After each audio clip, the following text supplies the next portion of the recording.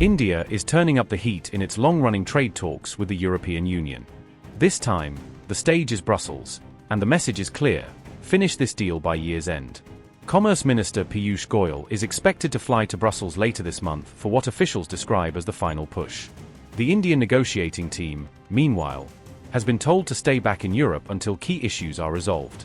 At the heart of the dispute is a simple question: what truly counts as made in India?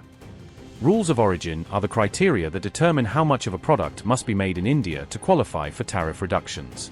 Brussels wants tight origin rules to prevent third-country goods from slipping in via India. India, meanwhile, wants flexibility. It argues that overly strict origin rules could cripple its export competitiveness. At a time when the country is already battling a fresh wave of protectionism from its largest trade partner, the United States. The urgency is clear.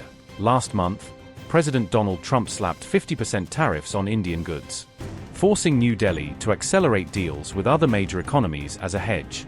The EU is one of India's largest trade partners, accounting for $136 billion in annual trade, nearly 10% of India's global commerce.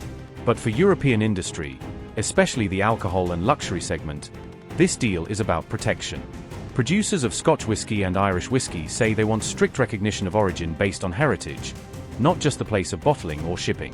India's own beverage industry, the Confederation of Indian Alcoholic Beverage Companies, says non-originating material in a product should be capped at just 5%, to prevent foreign spirits entering India via indirect routes like Northern Ireland. Agriculture is another contentious chapter.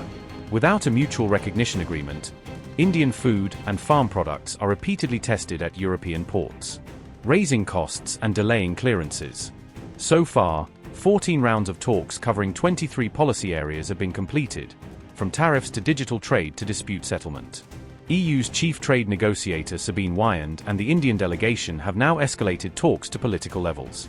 Both sides want at least a broad consensus before December.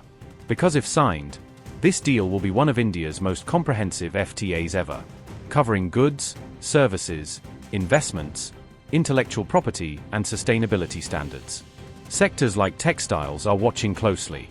Companies say ESG-linked sourcing from Europe is rising, and India could become the world's preferred low-carbon manufacturing hub if tariffs fall and compliance rules align. Washington's tariffs reminded New Delhi that no partnership with the West is guaranteed. Brussels, meanwhile, wants to prove it can be more than just America's economic shadow.